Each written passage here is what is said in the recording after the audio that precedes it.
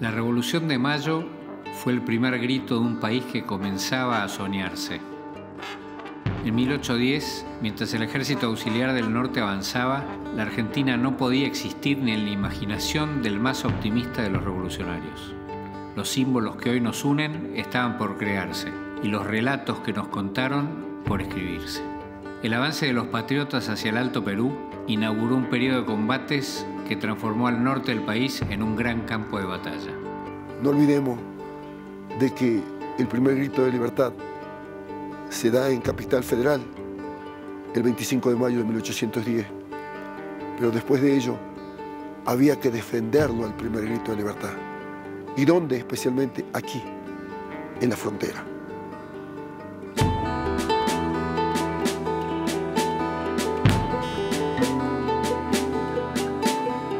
Acá en el norte se luchó constantemente, no solamente hubo combates, sino peleas así, de 3, 4 que se agarraban entre invasores y criollos. Fue una lucha del habitante del lugar. Pueblos muy pequeños, pueblitos como Humahuaca, como Tilcara, pueblitos diseminados en la puna de Jujuy. Fueron 15 años que lo transformaron todo. Un periodo que le dio forma al pasado que hoy nos une como nación. Un pasado repleto de historias, algunas impresas en libros y otras olvidadas. Estos suelos han sido testigos, toda la región, todos estos cerros, de estas batallas, y este suelo está regado con la sangre del puneño. Hay cosas que se han olvidado. Se han olvidado del lugareño, se han olvidado de los hechos, los combates, los escondrijos. ¿Pero por qué se olvidaron? Porque la historia no fue escrita aquí. Esas historias que forman parte del relato de nuestra nación son las que buscaremos encontrar a lo largo de este camino. De estos caminos de la patria que hoy son rutas, pero que ayer fueron marcas de tierra camufladas en el paisaje, pasos fronterizos, piedras o huellas entre montañas. Siguiendo los pasos del ejército auxiliar, atravesaremos la quebrada Humahuaca hasta llegar a Suipacha, el lugar en el que comenzó a nacer nuestra patria.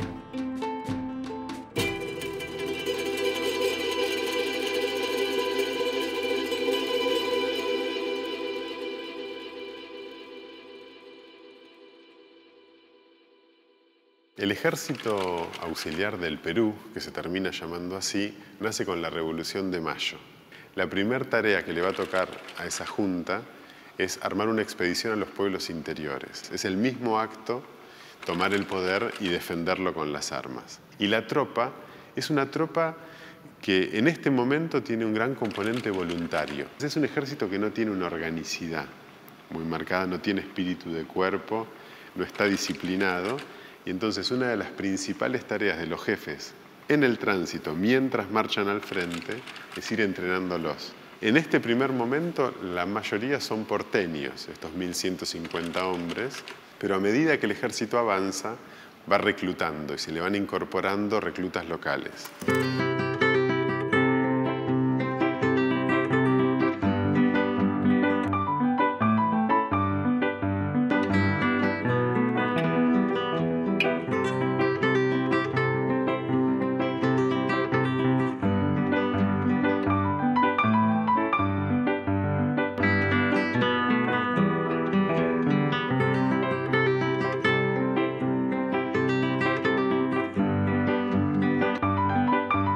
El ejército auxiliar inició su marcha el 6 de julio de 1810. Mientras tanto, en la quebrada Humahuaca, un joven Martín Miguel de Güemes se puso al mando de una partida de observación que tenía como objetivo frenar el avance de los realistas y difundir los ideales de la revolución. El 29 de septiembre, en Cangrejos, la partida al mando de Güemes rechazó al enemigo realista y lo obligó a retroceder hacia Tupiza, a pocos kilómetros de Suipacha.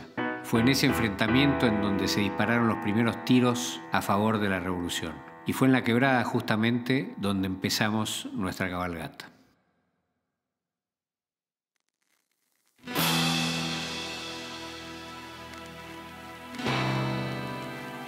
Patriotas, ved el cuerpo militar de vuestros hermanos los gauchos, que se une, se forma y sale a la campaña. Observad el gozo, la alegría y el júbilo con que van a presentarse al frente de un ejército orgulloso. Sí, confiad en los campeones que tengo el honor de mandar y tener el consuelo que estos brazos fuertes e incorruptibles os darán la libertad que anheláis y la seguridad que deseáis.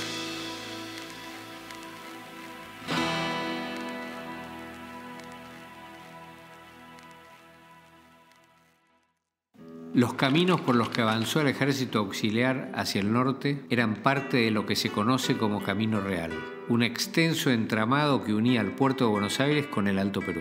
Esos caminos de tierra que conectaban pequeños poblados son las venas que le dieron forma a nuestro país, y es por eso que los recordamos como caminos de la patria. El camino por el que avanzó el ejército auxiliar es muy similar al de la actual Ruta 9. Sin embargo, donde hoy encontramos asfalto y estaciones de servicio, en aquel momento apenas había una huella de tierra regada de postas en la que los viajeros se detenían para alimentar a sus caballos y descansar. Todavía hoy pueden visitarse algunas de esas postas, como la que se encuentra en la quebrada a pocos kilómetros de donde iniciamos nuestra cabalgata. Después de 1810, además de posta, fue también un destacamento militar que estuvo a cargo del coronel Manuel Álvarez y Prado. Pasaron por acá próceres como Belgrano, Güemes, Rondó, Viamonte, Vicente López, Mariano Moreno, Castelli, Balcarce y mucha gente, ¿no? Porque esto fue el paso obligado al Alto Perú. Así que todo viajero pasaba por el lugar para el cambio de caballos, provisión de alimentos y descanso.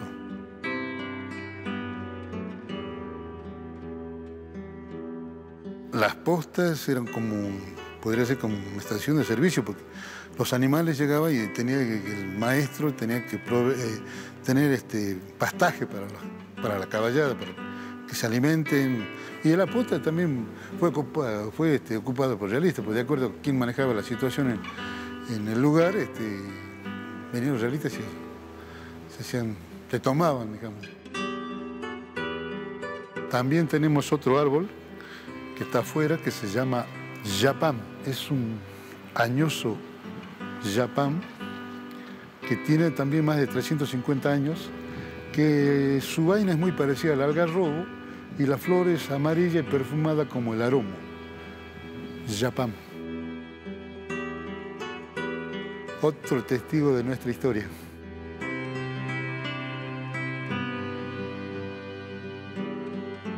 Y después, bueno, los cactus que están a la vera de la ruta, que podemos ver y también son antiquísimos, ¿no? Tienen muchos años y que quizás sean testigos de lo que ocurrió acá en el norte.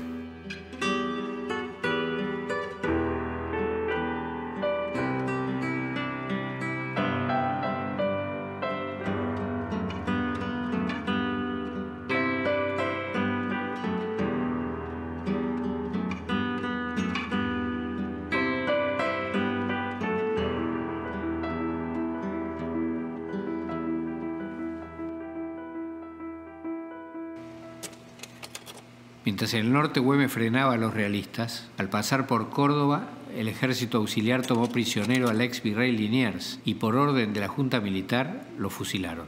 Fue Castelli el encargado de cumplir esta orden en Surgentes, un pequeño pueblo cerca del límite con Santa Fe. Era como que todos los revolucionarios, al mancharse en sangre las manos con Liniers, iban a quedar jugados por el destino de la revolución. Después de lo ocurrido en Córdoba, las cosas cambiaron. Aquella marcha lenta, penosa por momentos, con incorporaciones y deserciones, se fue volviendo cada vez más rápida. La revolución era una llama que había que mantener encendida y que debía ser financiada. Lo que hacen es que el ejército vaya marchando al paso normal, pero mandan a la vanguardia con Balcarce a que vaya quemando etapas por la posta, tratando de ganarle de mano a la resistencia altoperuana, ¿no? Entonces va a avanzar con un grupo con la caballería, prácticamente sin artillería, y van muy rápido.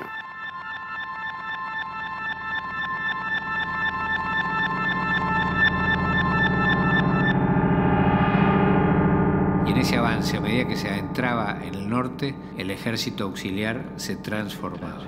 De esos 1.150 hombres que salen de Buenos Aires, se le juntan cientos de reclutas en Santiago del Estero, otros cientos en Tucumán, hay centenares de milicianos salteños, y ya en el norte va cambiando un poco la impronta, porque allá los reclutas no se presentan los hombres solos, sino que viene el hombre, tradicionalmente las milicias siempre fueron así en el norte, viene el hombre con su mujer o con dos mujeres y con agregados.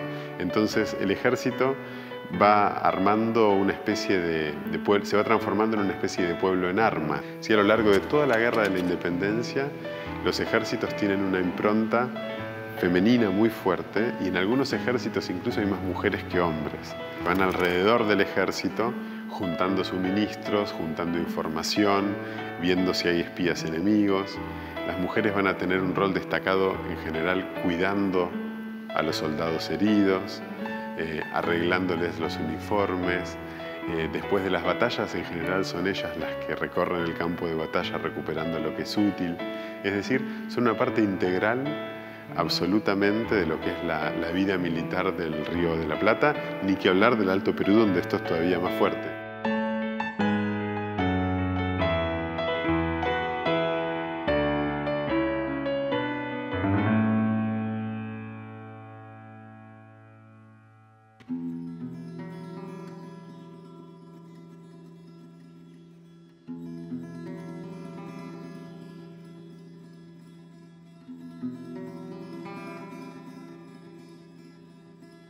Lo que es muy difícil de dimensionar es la enorme inmensidad que tenía para hacerse a pie o a mula o a carreta estos caminos que emprenden las expediciones revolucionarias.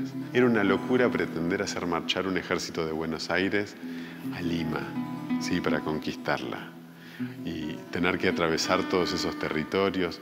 Los caminos tienen una infraestructura ínfima, son apenas una huella, ¿no? Las ciudades son centros urbanos muy aislados en esa época. En el medio hay cientos de kilómetros a veces que realmente no se encuentra prácticamente nada en algunos lugares. Entonces tiene una dificultad más grande el dominio del territorio que combatir propiamente contra el enemigo, ¿sí? Estos ejércitos son minúsculos cuando uno los ve perderse como un granito de arena en esa inmensidad que era América, antes de que la domine, digamos, el hombre con los trenes, con las rutas, ¿no? Era un territorio virgen en gran parte, y entonces mandar ejércitos de 1.000, 2.000 personas era realmente una gota en el agua. Con la llegada del ejército auxiliar y la incorporación de miles de lugareños, La Puna se transformó en el campo de batalla de las guerras de la independencia. Aquí patriotas y realistas se enfrentaron en más de 240 combates, escaramuzas y emboscadas. Por eso cada rincón guarda en su ADN historias que le dieron forma a nuestra patria.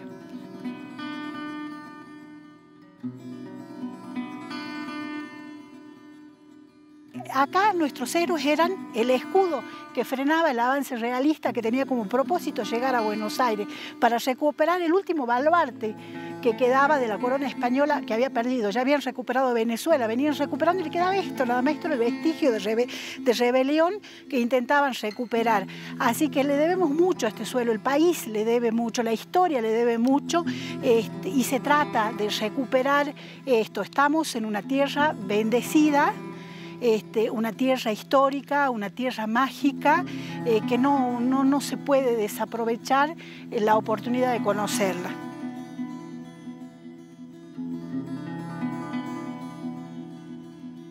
Causa una profunda impresión recorrer estos caminos y ver paisajes desolados en los que los pequeños grupos de personas se enfrentaron cuerpo a cuerpo. Atravesar esas enormes extensiones de tierra a caballo es una experiencia que nos hace sentir la historia.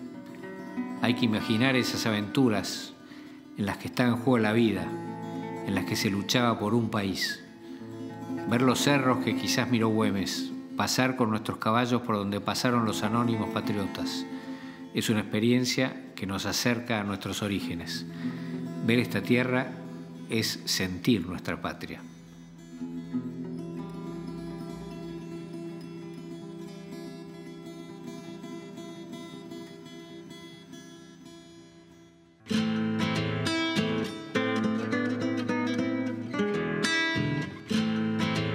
Parece que la historia se tiene que encargar de desempolvar esto y darle la participación, el auge que se merecen a los verdaderos partícipes de la guerra, porque al nativo de esta región es el que ha puesto el cuerpo, es el que ha puesto sus cultivos, ha puesto su ganancia.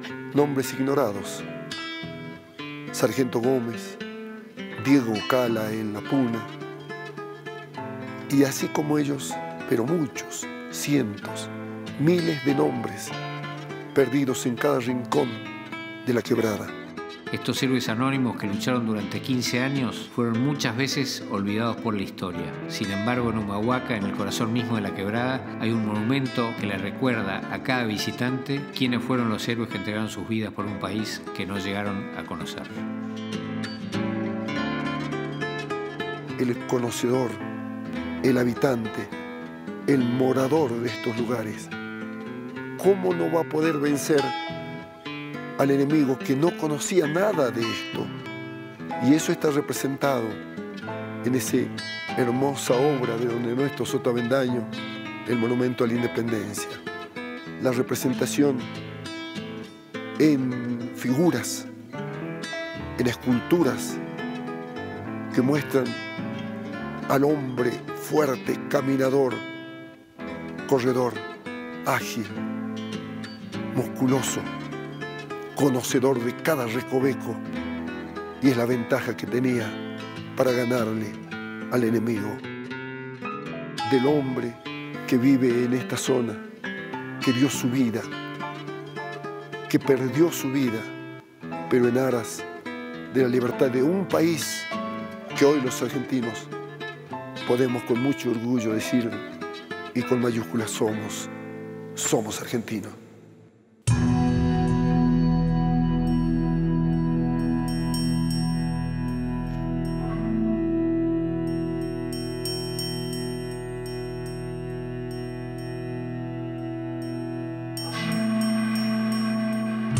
Hay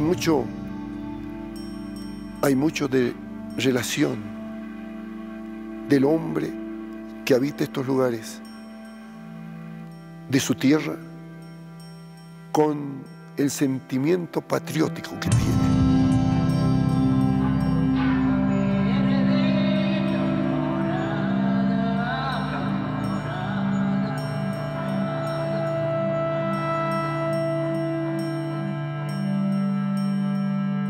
El hombre respeta la tierra, quiere la tierra, abre un agujero, le prepara una comida que se llama tistincha y le vuelca en ese agujero mientras convocados están los hijos, los nietos, los familiares cercanos, y cuando la comunidad es chiquitita, por ahí todos los vecinos, convocados en un rastrojo donde se siembra, o convocados en el centro, en el patio o en el interior de una habitación, de un ranchito, de su casa. Entonces, ahí se hace la ceremonia muy simple de dar de comer a la tierra. En la tierra están los antepasados y se están volviendo tierra. Y seguramente en agosto esperan su traguito de chicha, su traguito de alcohol, su coca, o tal vez un cigarrito puesto en la boca de la Pachamama, abierto expresamente para eso. Patria es Pachamama, Pachamama es patria, y todo esto es un país donde vivimos los argentinos.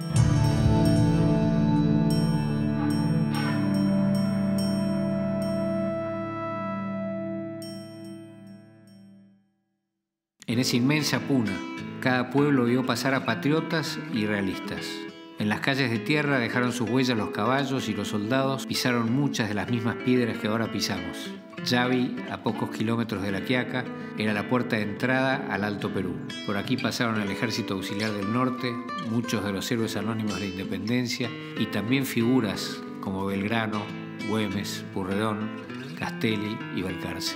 La producción de esta región era importantísima y servía, la producción agrícola y ganadera, servía para alimentar a los ejércitos que por acá pasaban. José Fernández Campero, conocido como el Marqués de Yavi, es una de las tantas figuras importantes de nuestra historia. De origen español, se volcó a la causa patriota ofreciendo dinero y tropas. Hoy en día es posible visitar su casa en Yavi. Desde este lugar, Castelli le envió refuerzos a Balcarce antes de la batalla de Suipacha.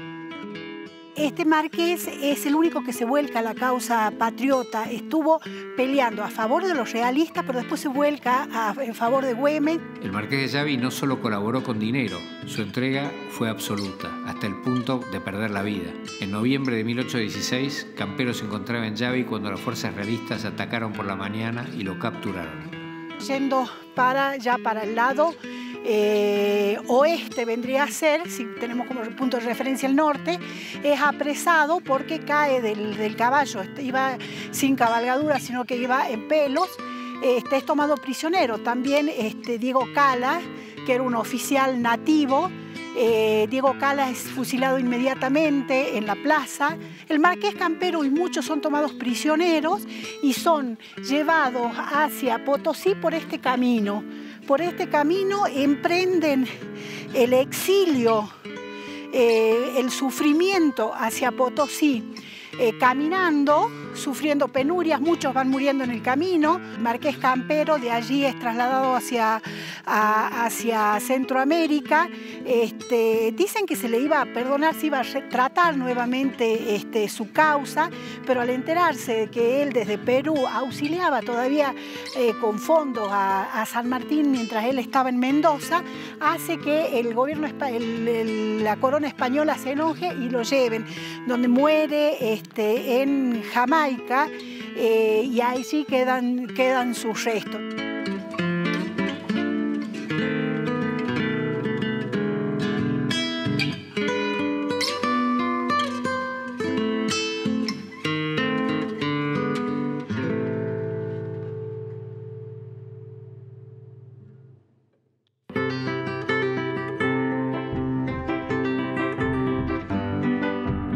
Después de atravesar la Puna, ingresamos a La Quiaca, escoltados por gauchos que se nos unieron para recordar el importante paso de los patriotas.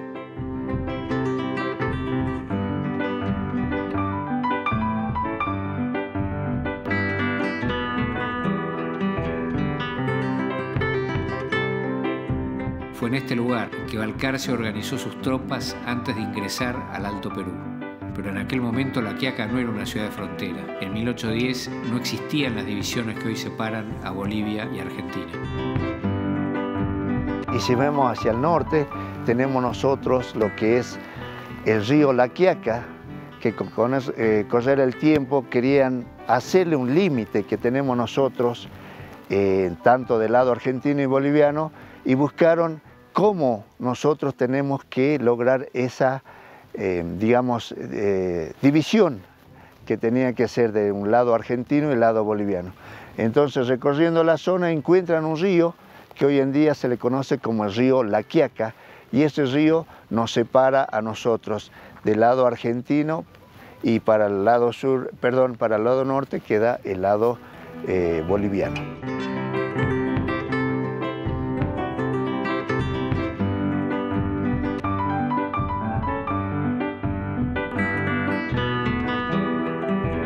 Estas fronteras naturales, que con el tiempo se fueron volviendo fronteras políticas, marcan divisiones que ni la historia ni la cultura reconocen. Pensar las luchas por la independencia es pensar en una lucha conjunta, en la que el único enemigo fue la colonia.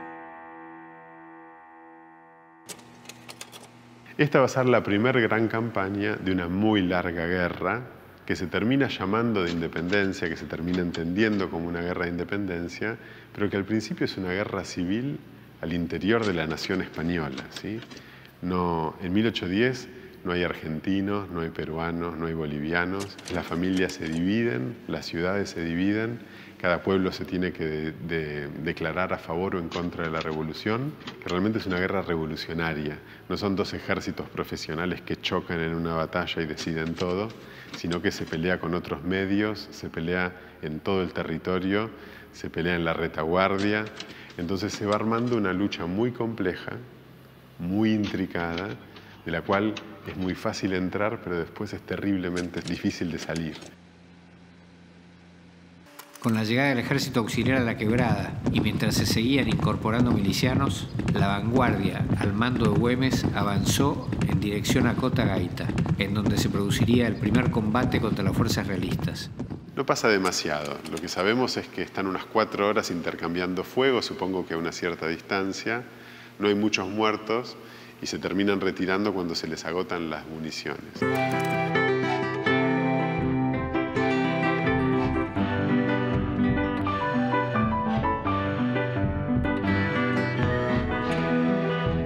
Mientras se defendía y replegaba, Güemes incorporó fuerzas de la zona. Tupiceños, chicheños y tarijeños se sumaron a la lucha cumpliendo un rol fundamental en las batallas que siguieron. Para homenajearlos, sumamos a nuestro grupo a integrantes de la caballería chicha, la misma que acompañó a Güemes durante su campaña. Con ellos nos encontramos en Tupiza, en donde iniciamos el último tramo de nuestra cabalgata.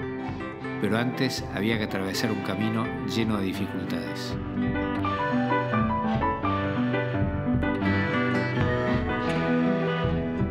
Los cañones de hierro fundido, incluso los cañones pequeños que llevan para una campaña, son tremendamente pesados y hay que acomodarlos a lomo de mula, y en algunos casos los caminos son tan escabrosos que los tienen que llevar a pulso, es decir, se los ponen en el hombro las piezas de artillería y los soldados tienen que caminar con eso. Así que en el Alto Perú es fundamental el apoyo indígena, que son hombres adoptados a la altura en particular y a lo difícil del camino. Entonces los comandantes revolucionarios cuentan que nunca hubieran podido llegar a Oruro si no era por centenares de indígenas que se acoplan al ejército para apoyarlo, para ayudarlo, sin pedir nada a cambio, sin recibir un sueldo, sin recibir nada. Y son ellos los que logran que el ejército pase estos caminos tan difíciles de montaña, porque son ellos los que lo llevan literalmente al hombro.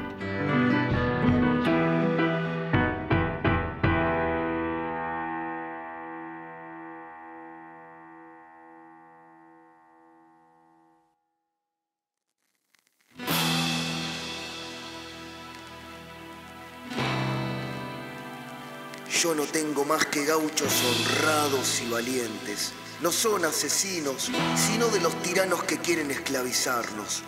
Con estos únicamente los espero a usted, a su ejército y a cuantos me mande la España. Convénzase ustedes por la experiencia que jamás lograrán seducir ni al más infeliz gaucho. En el magnánimo corazón de estos no tiene acogida el interés ni otro premio que su libertad.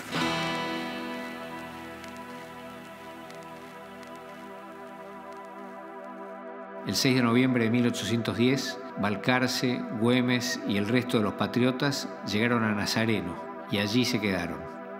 Al día siguiente por la mañana, Córdoba llegó a Suipacha con sus tropas. Con un río de por medio, los dos ejércitos se vieron las caras.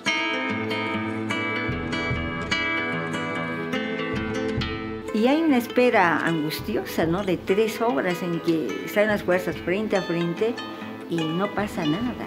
Empieza más o menos a las 12 un primer tiroteo, ¿no? Y al rato viene otra guerrilla para que, unas escaramuzas pequeñas.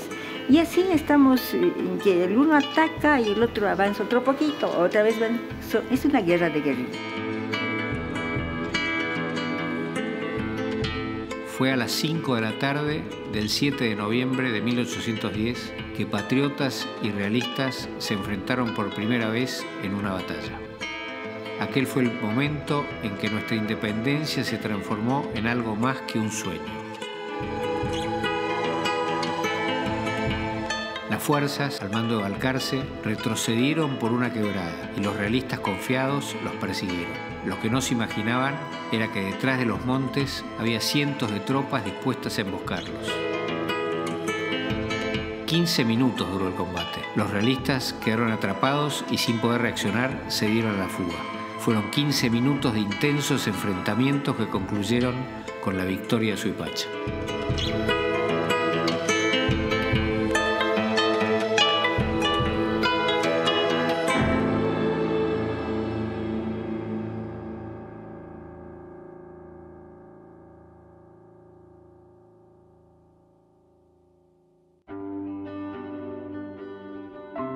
La batalla de Suipacha inauguró un largo periodo de enfrentamientos que dieron origen a nuestro país.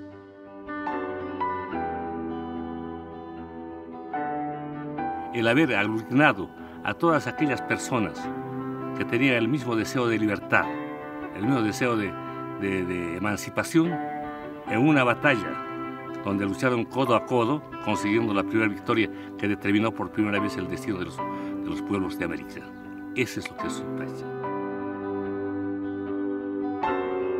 Durante 15 años, el norte entero siguió luchando para mantener viva la llama encendida en Suipacha. Todo un territorio en el que nacieron muchos de nuestros símbolos, en donde empezamos a pensar nuestra patria.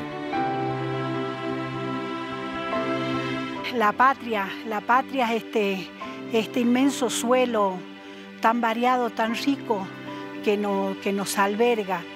La Puna, un pedacito de patria en el norte, la puerta norte de nuestro país, de muchísima importancia porque es la que ha labrado la independencia, es la que ha luchado por la independencia, es la que ha dado la sangre por la independencia y tiene mucho para ofrecer.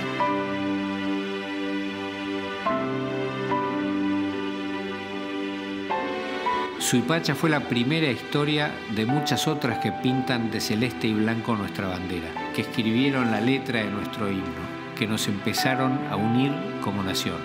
Y en esta historia de más de 15 años, el norte, la Puna, es el escenario que queremos homenajear y celebrar.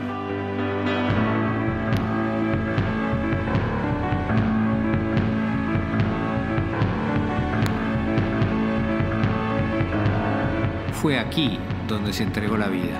Fueron las piedras y los cerros de estos lugares los que marcaron a fuego nuestro destino. Y es aquí en donde nuestro país encontró una parte importante de su propia identidad.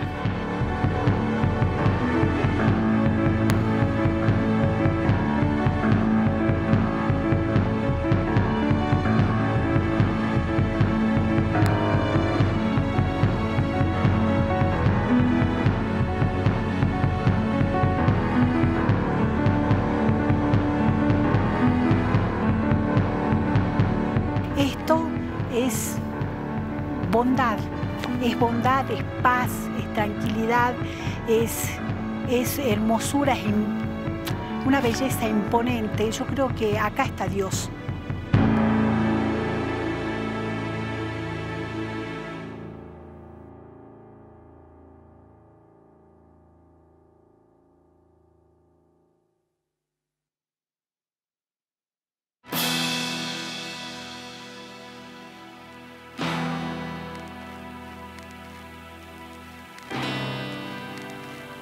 Así pues, trabajemos con empeño y tesón, que si las generaciones presentes nos son ingratas, las futuras venerarán nuestra memoria, que es la única recompensa que deben esperar los patriotas desinteresados.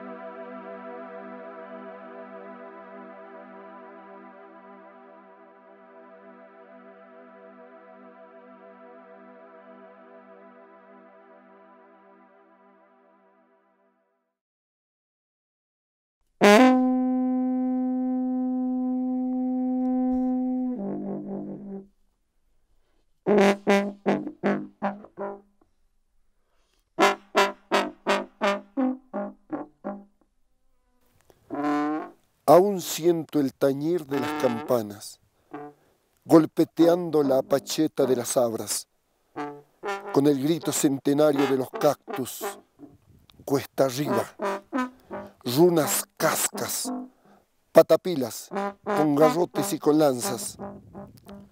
Los mejores soldados que traía la corona, ganadores de las guerras napoleónicas, no pudieron con la garra del cóndor de los altos, no pudieron con el hambre sanguinolento de los pumas. Una negra fusilada con la patria entre los labios, duerme el sueño de los muertos en la cuesta de Azul Pampa. Más arriba, las tres cruces heladas como piedras son las tumbas de tres collas que pelearon por la patria. Palmo a palmo se disputa la querencia, por el rancho, las cosechas y la tierra tan amada. Mas los godos van cayendo por la puna, sin saber a qué venían, sin saber por qué peleaban. 11 veces invadieron por el norte, con soberbia burlona, superiores, con desprecio. 11 veces se volvieron sobre el rastro, derrotados, cabizbajos, en silencio y con respeto. Hoy los cactus, con sus guaguas en la espalda, se desplazan en silencio en las noches del Huichaira. Otros tantos, desfilando por los cerros de Coralla, son centauros que custodian las fronteras de mi patria.